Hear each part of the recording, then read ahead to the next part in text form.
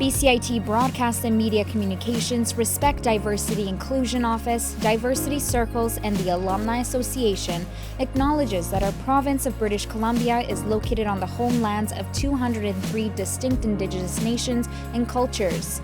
With over 30 different languages and close to 60 unique dialects are spoken in the province. We ask all participants to reflect, acknowledge, and honor in their own way the First Nation land on which they live, work, and play.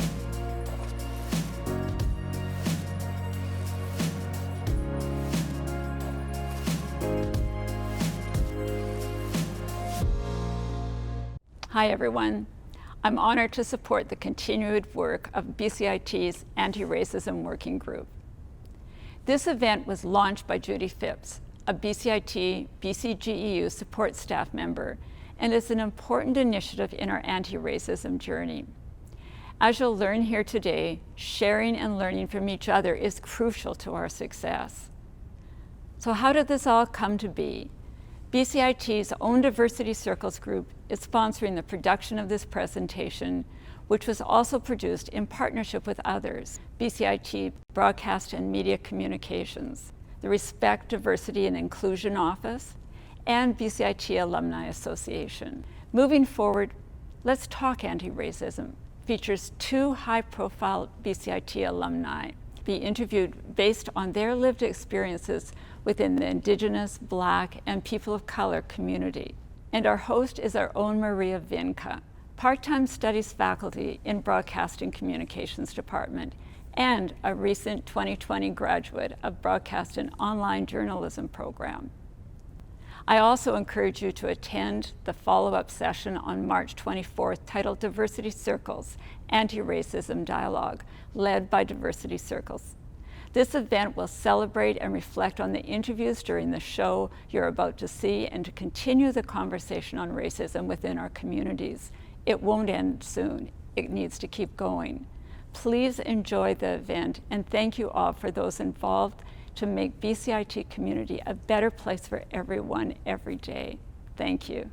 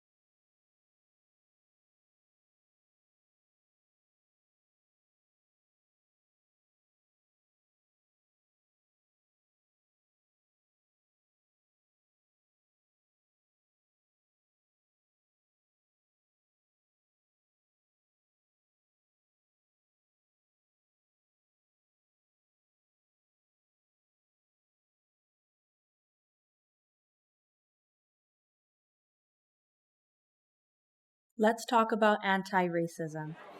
My name is Nyaling Ladladyo.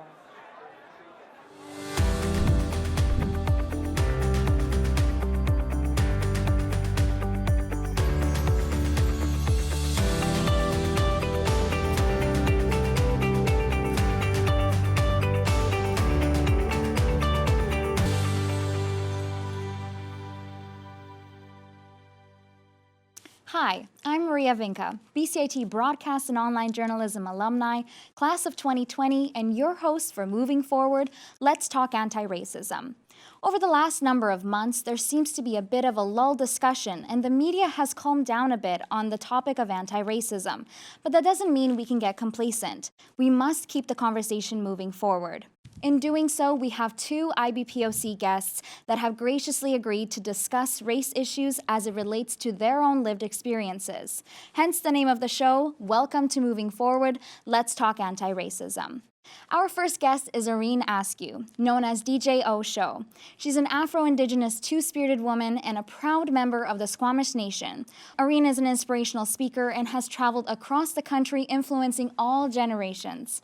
Thank you so much for joining us today. Thank you for having me. So to start off, my pronouns are her and she. What are your pronouns? My pronouns are she and her, and recently I just added awesome to the list. So starting off, let's talk anti-racism. How do you feel about the social media aspect of the black squares in solidarity to Black Lives Matter and the popularity of where it stands now? Let's take it back to May 25th, 2020 is when our brother George Floyd was horribly murdered, and it was on television. And a few days later, I logged onto social media, and there was black squares everywhere. So at first, I didn't know what it was about. And then I kind of read into it, and people were like, well, this is how we're going to stand in solidarity and make it known about Black Lives Matter. So for me, my feeling was that this was going to go away eventually, as trends do on social media. So it was almost kind of traumatizing for me, because it's like, it's popular right now to do this. A lot of people are showing love by doing the black squares. And I voiced that, and I put that on my social media. And some people agreed with me and some people didn't.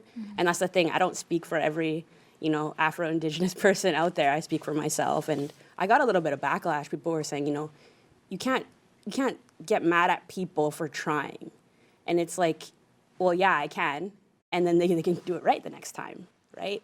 So fast forward to almost a year later, and what's happening now is exactly what I thought was going to happen, and where those traumatic feelings came from, because I don't see black squares anymore.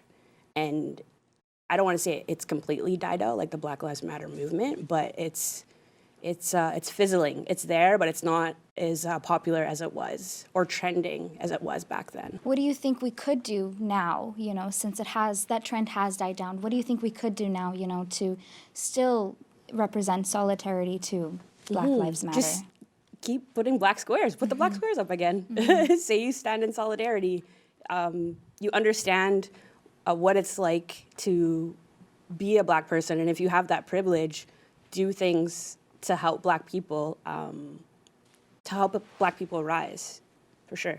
And so going right off the top here, I'm convinced that a large majority of people do not understand the impact and the reactions that comes about when a person uses the N-word or a derogatory word to make reference to one's skin tone, right? So can you reflect on this for us? Has this ever happened? Oh, for sure. And the thing, I don't think a lot of people think about the history of the word, where it goes back to slavery. It's what black people were called, like when we were slaves. And for me, I just don't think the word should be used at all. And it's so interesting. It's almost like the anger comes from like our ancestors or something, because it's like a tingling feeling like throughout your body. That's what I feel if I ever get called a name. It doesn't happen very often, but when it does, it's just like this rage, and it's just like I'm supposed to control myself when I get called that, which is really hard, because we're supposed to control when someone says something so hateful. Like, a reaction is normal. It's totally normal to get upset if somebody calls you a word like that. And people try to say, it's just a word. I'm like, no, you don't understand the meaning behind that word and where it came from and how many years of struggle it comes from. So when I get called that name, that's what starts automatically, is just the anger and the hurt, and really try to hold my composure if I ever do get called that. Yeah. So taking this to like the next level, and again, thank you so much for sharing that. And what are your thoughts around the use of the N-word, at least in popular songs, right? So how it translates to non-IBPOC people. What are your thoughts around that as African Indigenous people? Oh, I'm one of the people that think that nobody should be using it. Like, black people, no. In music, no. I work with kids, and I have a lot of nieces and nephews, so I was saying before, too, that I have a lot of the clean versions of tracks. Even just hearing it, like, being in a club before COVID and somebody's playing it. Like, there's a white DJ playing a song with the N-word. It's so awkward, and it's just not right for me. So I would just recommend that nobody uses the word. That's my opinion on that. And another question I have is, when people claim to be colorblind or say that they do not see color when they're talking to you, where do you think this stems from? How does this make you feel if somebody says that to you? I understand the sentiment. It's the we are one, like we are the world kind of point of view, which is great, but that's not how the world is. So I think seeing colors should be celebrated. You know, everybody's different. Everyone comes from a different race. And I think people should see that, respect that, and honor that. Because that's what makes the world amazing, is that we're so multicultural. And if you can't see colors, then you should probably get your eyes tested. And so in regards to it as well, do you think it's important for people to find their own likeness and say this day and age? We are seeing women, for instance, who identify as people of color in positions of authority. For instance, the Vice President of the United States, Kamala Harris. How does this make you feel? Should this be the norm? How can we make this the norm? Well, yeah, she's amazing, and I watched the inauguration and followed the election like no other because I'm actually a dual citizen of the United States. I was born here, but my dad was born in the U.S., so I have dual. So I got to vote. So I voted for her and Mr. Joe Biden. But just an amazing feeling that comes from that. Like, there's representation of what we look like and who we are. And that could change somebody's life. I mentor youth from my nation, and it's just to see somebody on a board or in the profession that you want to, it's like almost a guiding light. They're at the top, you're like, okay, well, if they're up there, then I can do it too. Yeah. Yeah, so it's inspiring for people, right, to see, and what do you think the benefits are, you know, around training on anti-racism, diversity, or Indigenous culture? Do you think that this is important to have in our communities? I definitely think it is, but I think what people expect is that almost every person from those races should be training people in anti-racism. So that's one thing that's been coming up for me lately is, you know, I'm not trained to teach anti-racism, but I can tell you about the experiences that I've had with racism. And so maybe that will teach you not to do that. But coming from, like, you know, sitting in a class and writing notes. And there are consultants out there from my nation as well that do that type of training. So it takes a really special person, I think, to do that exhausting type of training for people. Like they are out there, definitely. And they're the ones who are trained to do that type of work. But I think every organization should totally look into that. Right. And as you said, you know, that to teach people, you know, about anti-racism in one way is to, you know, share a story that you have had. Is there any story that you have had where you've experienced racism that you think that is important to share with our audience, you know, for an educational purpose and to realize the impact that that can have on somebody?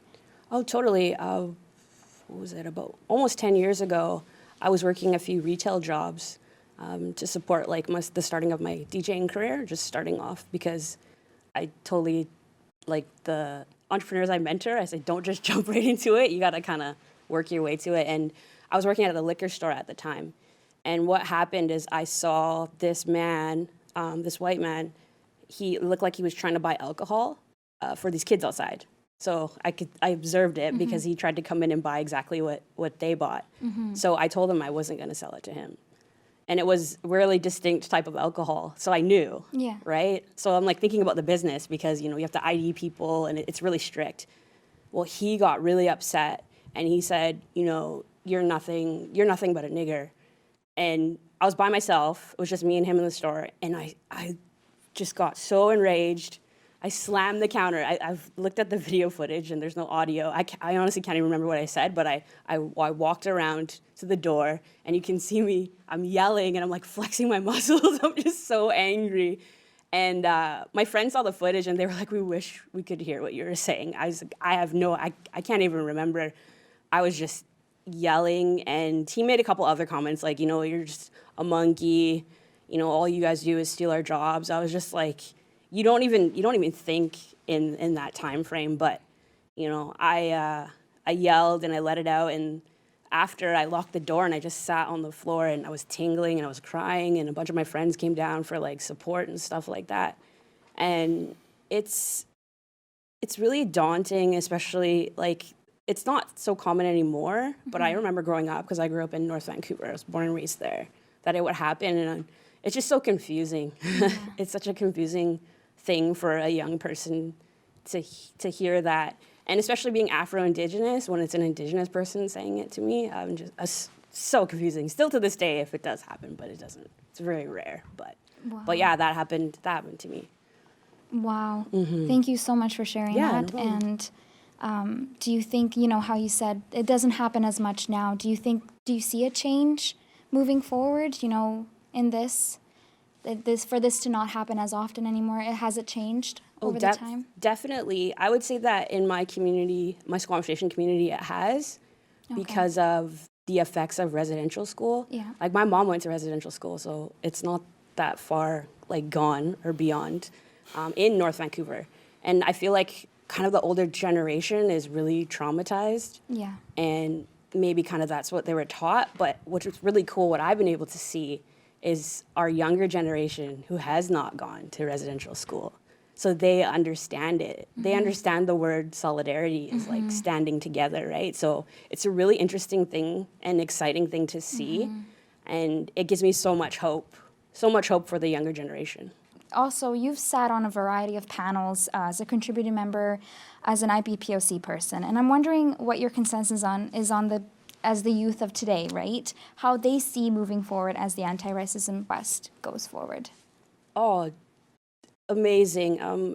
I might be biased because I'm from the Squamish Nation, but we've got a group of youth who are just, it's like they know the truth and what's going on with the land. They're out there protesting. And one story that comes to mind is I was sitting on a panel for an MST, and what MST is, if people don't know, it's Musqueam, Squamish, and Tsleil-Waututh. And we're all the rights and title holders to Vancouver, to the land. So we never surrendered the land over. And one of our Squamish Nation youth said, we need to work with the Black community because when we need them, they're going to be the first in line. And I was just blown away how a young person could say that. And I'm just like, yeah, exactly. That's exactly what it is. That's exactly what it's like. Thank you. Yeah. Yeah. And Irene, is there anything else that you'd like, to touch base on, or any other messages of love and light for our audience? Well, I think an example of what we need to do to move forward is having conversations like this. I really want to thank you for having me today to start the foundation of the steps that we need to move forward. And I really hope that we do this again one day, and I would love to be a part of it. And it was a pleasure for having you on our show, and thank you so much for joining us today. You are really an inspiration.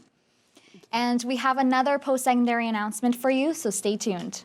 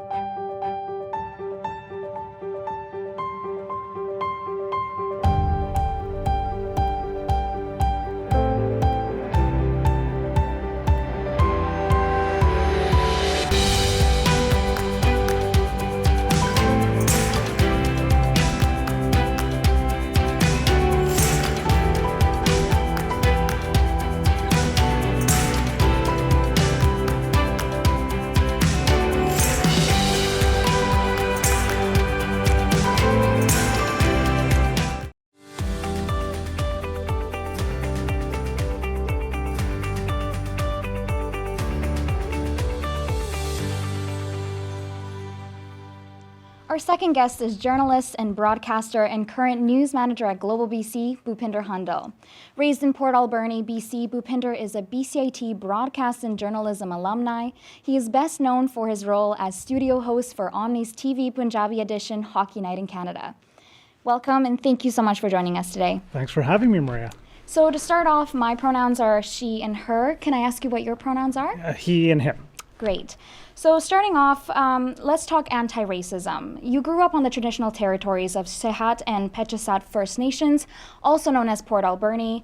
What was it like being South Asian in such a small yet diverse community? I think it's certainly had its challenges. Port Alberni does have a lot of diversity within it, but I grew up in the '80s, and in the '80s. There were a lot of cliques, the South Asian kids hung out together, sometimes with the Chinese kids as well. There was this, camaraderie there, but also I think, looking back on it, a large part had to do with, we were kind of segregated this way, right? Mm-hmm.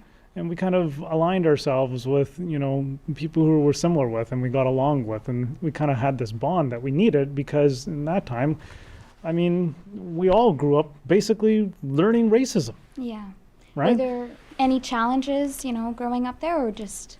Well, of course. You'd be called all sorts of things by all sorts of different people too, right? And then you learn to say derogatory things to others. And I think, now as you kind of think about it and you unpack these things and you think about, well, yes, times were different. But certainly we learned a lot of behavior that we shouldn't have learned in the first place. And we, now we have the benefit now that we're talking about it more and we're learning about each other a lot more. We have the opportunity to kind of unlearn some of those things that we've learned because this is the way society has done it. And just because this is the way it's always been doesn't necessarily mean that that's the way things should be. Exactly.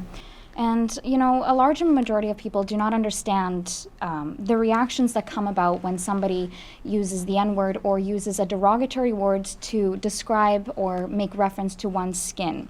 Have you ever experienced this? Can you, reflect on this for us? Well, certainly. I don't think you can run into many people of color who haven't experienced it in some way, shape, or form.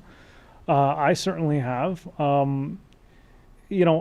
I think what many people don't realize is that when you devalue the other person, which is essentially what you're trying to do by doing such a thing, when you're devaluing such a person, you're really, getting to the heart of their core. You're trying to destroy their core. You're trying to destroy who they are and what they are in order to, make them inferior, make yourself superior, or... there could be all sorts of reasons as to why people would do it, but none of it is okay. Yeah. And I think what people need to realize is not just a word. Words do hurt. Exactly, yeah. And they carry impact for people. And many people react differently to things too, right? And I think we have to acknowledge that. Some people... they do have thick skin. Like if somebody calls me something now, it doesn't. I'm not saying it's not hurtful, but I don't care about it as much as anymore because in my mind I have come to think that that's okay. This person's not smart enough or knowledgeable enough or hasn't had the benefit to understand what they're doing. Exactly. And you know what? I can shake that off. But here's things that I can't shake off. Can't shake off the systemic barrier that might be in place in places of work, corporations, organizations, systemic structural things that are also, being the barrier for you to progress and proceed in your life and your career. And these things are actually actual impediments that are in front of you from achieving what you want to become. Yeah. Those things bother me more. Yeah. And in those cases, sometimes the words aren't being used. Exactly. But not everybody has that perspective, and everybody has it impacts them differently, and some people can handle it and some people cannot. And we have to think about, the impact that our words have on others. And sometimes we don't realize them. I don't know how in this stage you can't realize the impact or pain that it has. But I think this is the type of learning that we're going to have to do right now. And then we all have to think carefully about what are the words we're using and what impact are those words having. Yes. And now, Bonino, Yes. can we,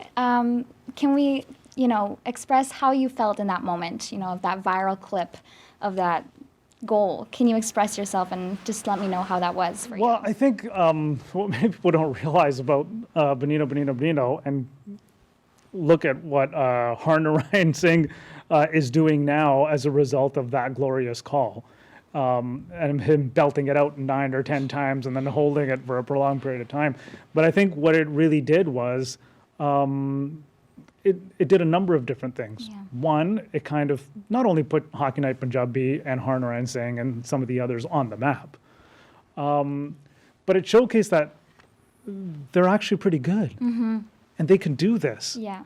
Right? And the other component that I think was important as well is people can love hockey and you can be from a variety of backgrounds. Mm-hmm. And one of the things that I really appreciated about all of that was how it brought people together, especially in the city of Pittsburgh. So even before the glorious Bonino call on game 1 of the Stanley Cup final, we were already getting this cult following in the city of Pittsburgh, which you wouldn't think 4 Punjabi men would be resonating the way they were in a city in like Pennsylvania. Yeah.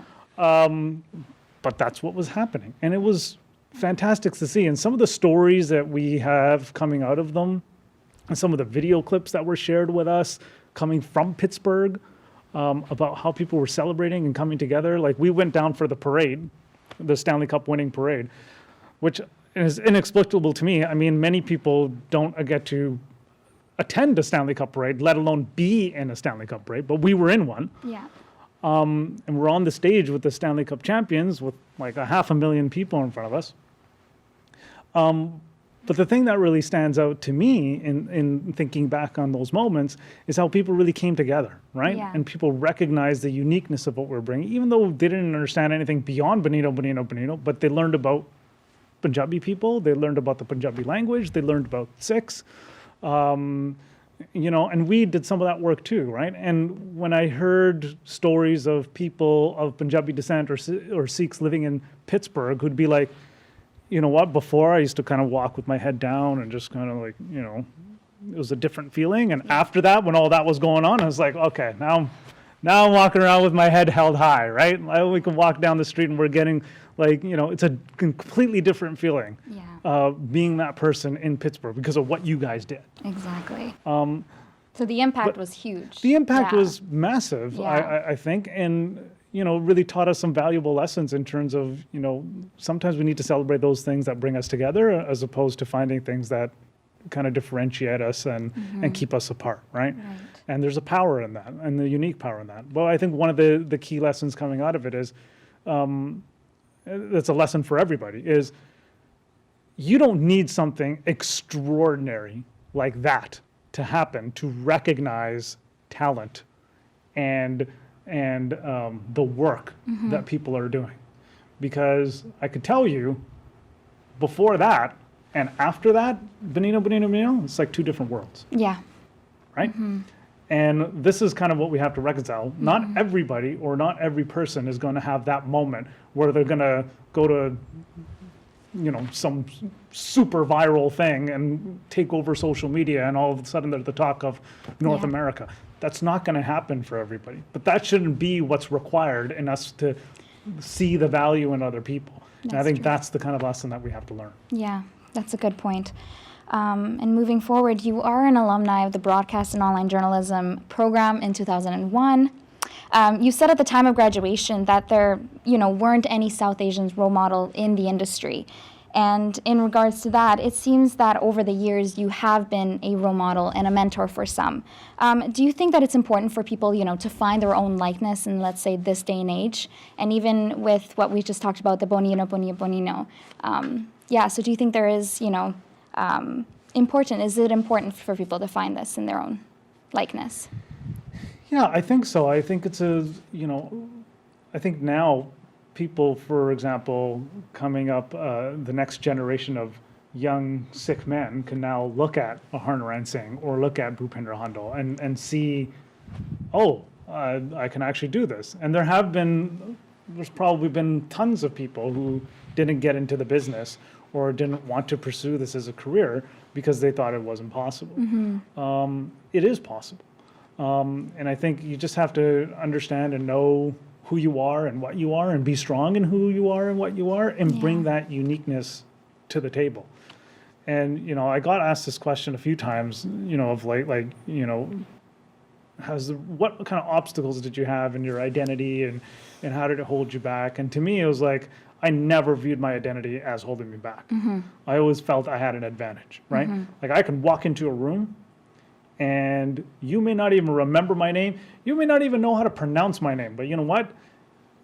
You'll remember who I was and you remember me because I'm probably the only person in that room who's wearing a turban and, you know, sounding smart at the same time. So, you know, people will remember me and they do. And so I always came in with that mindset that this is a blessing. It's never a curse. It's never an obstacle. And with that perspective, you can achieve a lot more. That's true. You know, I've spent a lot of time in thinking about perspectives and how to navigate situations and how to go about them. And I always find, you know, the road is always tough, but you know, the more you can prepare and be stronger, the more perspective you can bring, the more you can learn from others, the more you respect others, they will respect you. These are the qualities that I try to bring all the time. And I think it's served me, it served me well. But everybody's going to have to find the thing that works for them, right? And it's always never the same for each person. My journey is probably one of the most unique journeys. I don't think it could, you know, somebody can look at it and be like, well, I'm going to just copy what he did and I don't think that can work. There was no path for me to follow, and I don't think there'll be a path just looking at me for others to follow. I think, you know, we all have to find our own path. Can you talk a little bit more about your journey to share with the audience, your journey of what has happened, how you became a broadcaster? And you know, I just took it as it came, right? You know, when a situation was in front of me, I just looked at an opportunity and I just took advantage of it. I started as a researcher at a multicultural station. In my mind, I'm like, okay, I can, you know, do this for a year, then I'll go to CBC or Global or CTV and do that. But that's not how it went. You know, but I kept finding good opportunities and better opportunities, and within the organization, people instilled trust in me. And I took advantage of every opportunity in front of me, whether it's on politics, whether it's sports, whether it's news, whether it's making contacts out in the community, whatever the situation was, I always looked at how can I take advantage of this opportunity that's in front of me. And as a result of that, I was able to get a lot of diverse experience, right? I don't think there's many people that can say, I've interviewed politicians and I also called hockey games at the same time. Like, you know, or I did leadership and management too, and I can run a newsroom. And this is my second newsroom now I'm going to run. Not many people can say that that's the collection of experiences that they've had, but I've had them, and I've been so blessed and fortunate. But the way I've been able to accumulate some of these unique things is by just simply seeing what the opportunity was in front and just taking full advantage of it. Right, and just maximizing it and not worrying about a lot of the other things. It's just like really just whatever opportunities in front of me, just give it 110%, cliche. Give it 110% and then make the most of it, right? And then opportunities will come. Yeah, that's really inspiration for people, especially that are, you know, aspiring to and just to pursue their goals, right? So I agree. And also in other things, you know, when people claim to be colorblind or not see color, where do you think that this stems from, and how does it make you feel when people say those type of things? I think people say those things because they're trying to reconcile for themselves that, you know, they're somehow not racist or they don't have biases. But you know, I kind of take this opinion. We're all racist. We're all coming with some level of bias. That's the starting point. We got to work our way towards learning about others and constantly being in a state of trying to learn more about people's perspectives and their experiences. And that's how we become anti-racist, right? We all have our privileges, depending on where we're coming from. I have my privileges of being a man, of being, having money, or having a home. Well, there's others who don't have that. Like, we all come, regardless of where we're coming from, we all have a sense of privileges that come with it. And that leads to biases. And in order to check our biases, we just have to constantly learn. And we always have to constantly come into the conversation being like, I don't know everything. Yeah. Right? I don't have to be knowledgeable about everything, but I have to be in a constant state of learning to try to learn about those things, right? And if you make mistakes along the way, that's okay. Yeah. But how do we learn from those, right? So getting back to your core question of how does it make you feel when people say that? And I would say, well, can you not see? Like, can you not acknowledge that I look different? Mm-hmm. Like, for me, if you know me as a person, you would know that my state of being or who I am or what my identity is a very core function of what I am and who I am. Yeah. So if you don't see that or you don't recognize that, that means you don't recognize me as a person. That's true. So I think I think people need to kind of understand that, and I think it's just acknowledge people for who they are and what they are, right? And just leave it at that. Mm-hmm. And, it's about moving forward in regards to training and more education on, anti-racism and, realizing all those. What do you feel that the benefits and the impacts are around training around anti-racism and diversity or Indigenous culture? Do you think that it's a serious need in our communities? I certainly do, and I think, just even from a business perspective, diversity shouldn't be looked at as a check mark on a box. Diversity needs to be looked at as a real business opportunity to engage with people, audience, customers who are not connected with us. How do we connect with them?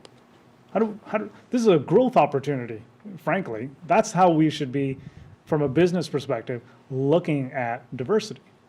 And my fear is that right now, people are talking a nice game, and people are like, yes, we should do it, but I still feel that it is a sense of tokenism involved in some of the stuff that I've seen.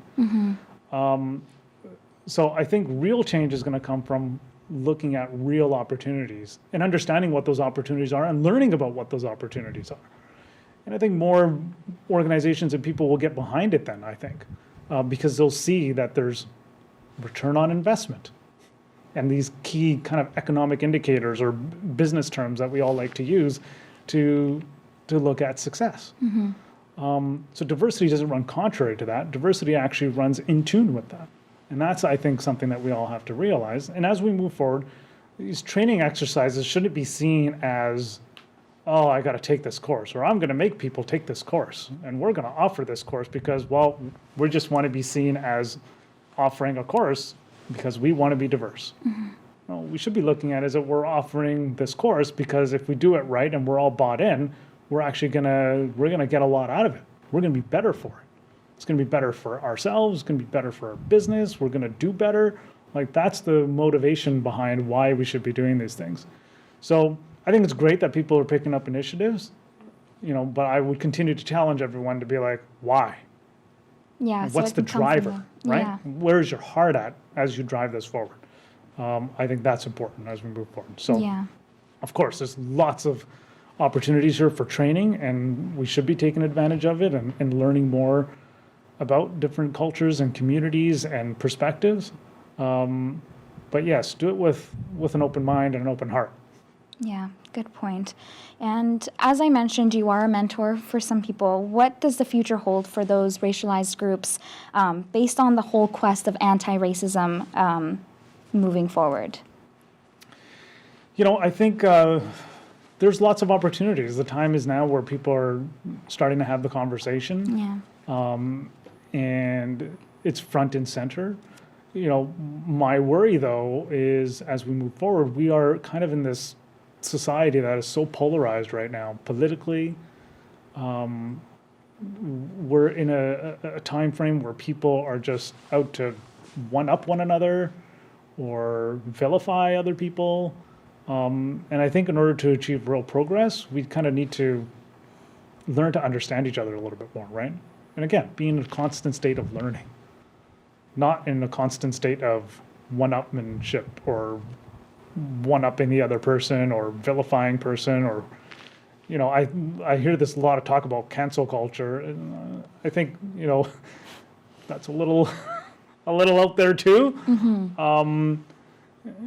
In certain respects, people, yes, shouldn't have the platforms they do have, and there's consequences to things that are being said. At the same time, we also have to take those opportunities to learn and have quality discussions and not get into a polarization of being closed-minded. Because the more people who are closed-minded about things, we're not going to come together, and we're not going to make the progress that we're hoping to make. So I think this is really important. It's a key turning point for us, us all, right? Like how we lower the temperature on conversations that we have, and we have more fruitful, constructive conversations as we move forward. Good point. And is there anything else that, you'd like to bring light on? Anything else that you'd like to make reference based on our discussion from today? Yeah, no, well, thank you for having this conversation. I think it's an important one, and I think people who are going to be tuning into this is an opportunity for all of us to really do a self-examination and take a look inside. And I think, to acknowledge that it's okay that we're not perfect, because that's the starting point of making change, is that we can learn, and we can be constantly in a state of learning. Yeah. And if we do that, we'll make much more significant progress versus trying to be closed-minded and close ourselves off or close ourselves from different perspectives and being afraid of them. I think we just need to kind of continue to be thoughtful and work together. And if we can do that, you can do a lot. Thank you for sharing your messages of love and light. This was a great interview, and thank you so much for sharing your lived experiences with us. Well, thanks for having me, Maria. I hope to do it again. I mean, this is an important conversation, and I think it's important to continue it. So if you're going to do another one, I'd be happy to join you again.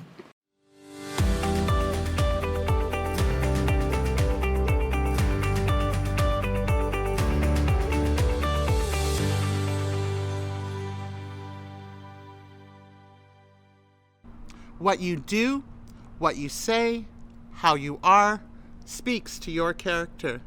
I'm Judy Phipps, BCGEU support staff, working at BCIT Broadcast and Media Communications, and I thank you for watching.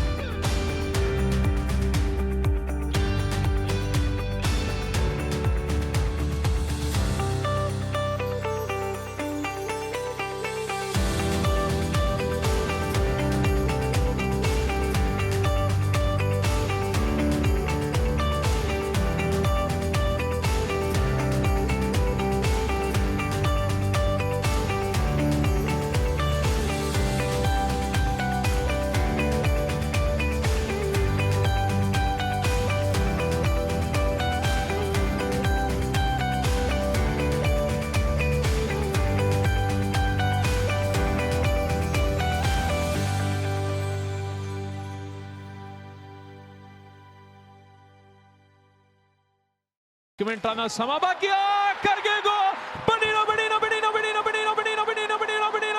Neck ਬਣੀ ਨੋ